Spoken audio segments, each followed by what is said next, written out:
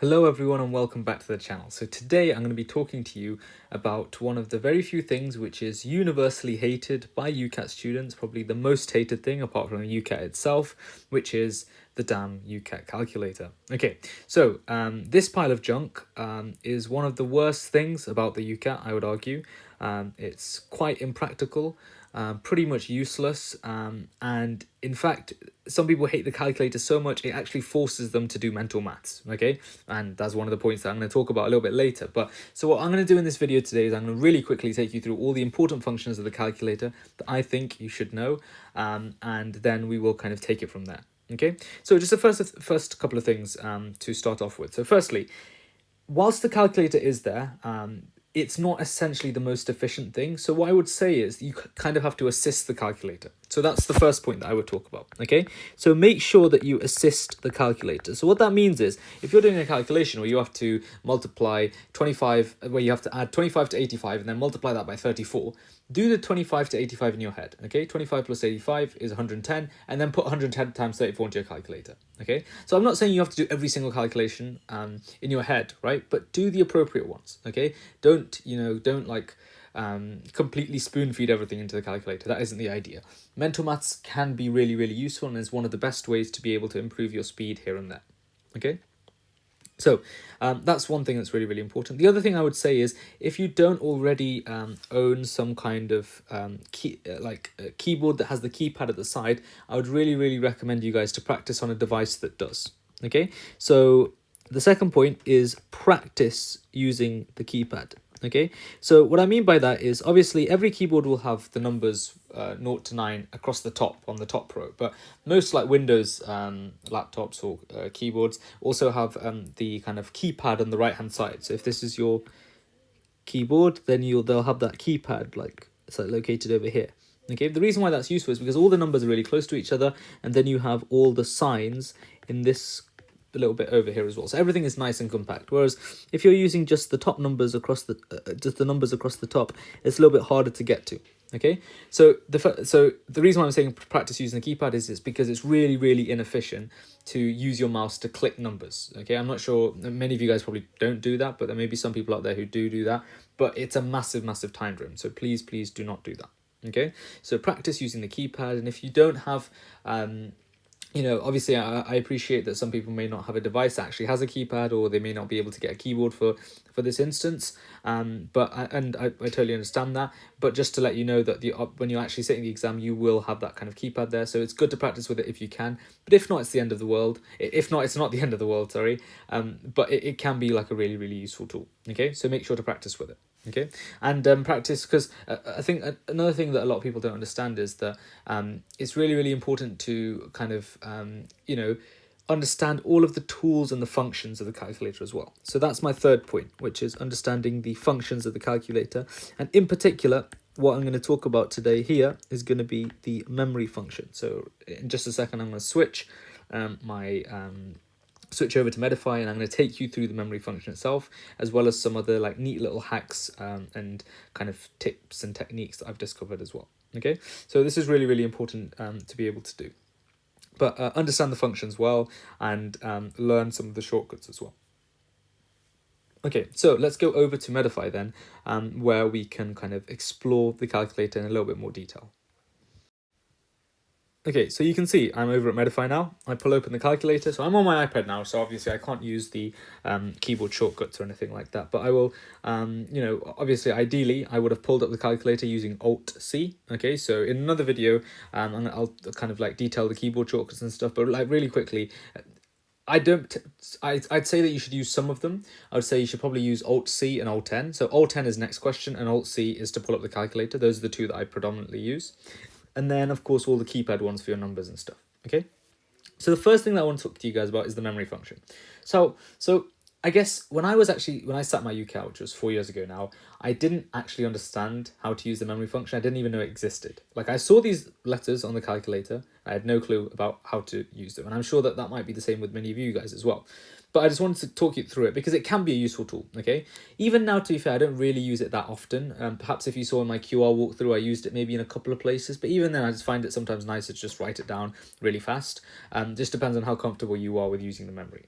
So the idea of the memory is if you guys have like a normal Casio Classworks calculator, it's, on your calculator, you'll have letters that are like A, B, C, D, E, F, G, so on and so on and so on and so on. Because this calculator is quite a primitive version, it's exactly the same, but there's only one memory. So instead of having all these different letters, you only have one.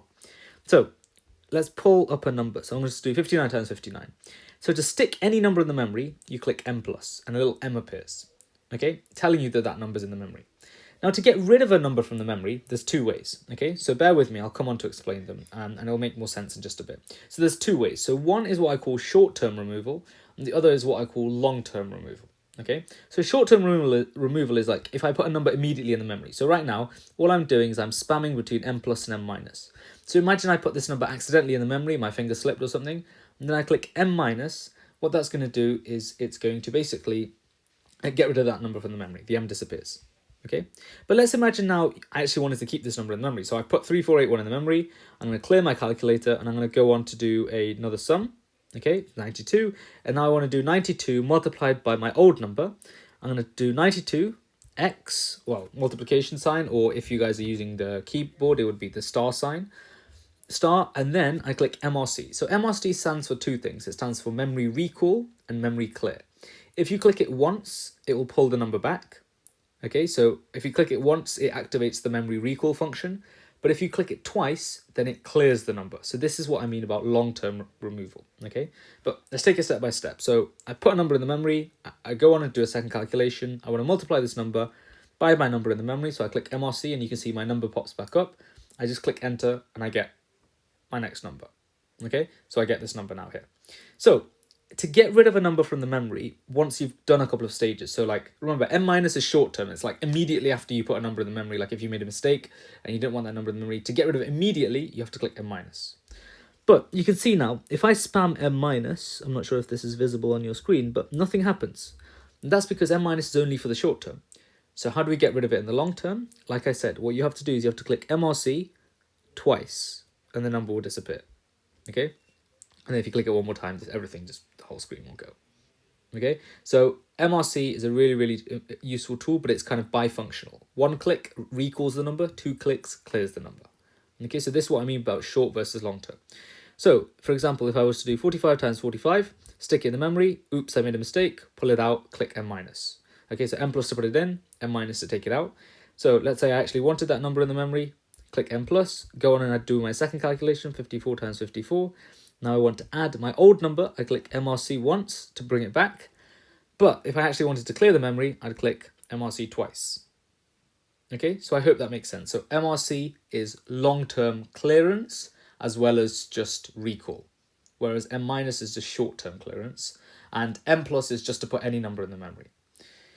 Okay, so let's go over into some other kind of key ideas. So the other thing is that the memory function stays between questions. So what I mean by that is I put a number in the memory, so that M is there, signifying it's still in memory. I open up my calculator, and you can see the same number will stay there. Okay, so I hope that makes sense. Some other little nifty tricks that I think are useful is, so if you ever want to square a number, instead of doing 9 times 9, you can just do 9 multiplication sign, and it squares it. Okay, so once again, on your keyboard, that would just be 9 star star, squares it immediately. Okay, just a nifty little trick that I came across. Another thing that's important, so I'm just going to get rid of the number from the memory now. So you're probably thinking star star does something. Does divide divide do something? Well, you may be thinking divide divide probably square roots it. But the thing is, we actually already have a square root button. You can see that there. So instead of square rooting it, what it actually does is it finds the reciprocal. So if you do 5 divide divide, or 5 slash slash if you're using your keyboard, you do 1 over 5, which is 0.2.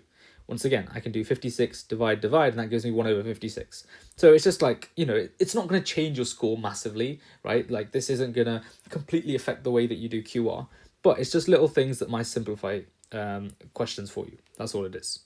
Okay, so I hope that makes sense. That's pretty much kind of like the main ideas behind it. And the very last thing that I wanted to talk about as well is there are keyboard shortcuts for MRC, M-, and M+ as well. So I believe they are C, M, and P respectively. So you don't have to click Alt for them. So once you click Alt-C, let's say you, obviously I can't do it on my iPad, but let's say you do 45 times 45, and if you click P, it will put it, M+ will appear. And then if you click M, M- will take it out. And then let's say you do 45 times 45, you stick in the memory, and then if you click C, the number should come back. Okay, so C, M, and P, really useful shortcuts as well. Okay, so it's important. Don't forget those. Just another layer of kind of being able to do as much as possible, as fast as possible. I would really recommend you to use the keyboard and keypad shortcuts. So I hope this video was concise enough and that it kind of explained all the main ideas. But the memory function is something that a lot of students, myself included, have had no clue about or have no clue about.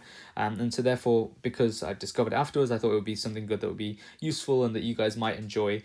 So please do make sure to like, subscribe, and share this video with your friends. And one last thing that I want to say is that I will be announcing the winner of the giveaway very soon. So please make sure to go over to that SJT video, make sure you drop a comment. And I will announce the winner when we get to 500 subscribers. Okay, so 500 subscribers, and I'll announce the winner, and I will just message under your comment. But thank you very much, guys, for all of the support as usual. You guys are honestly amazing, and I do wish each and every single one of you the very best of luck with all of your prep. And please do let me know if you have any issues or you have any ideas.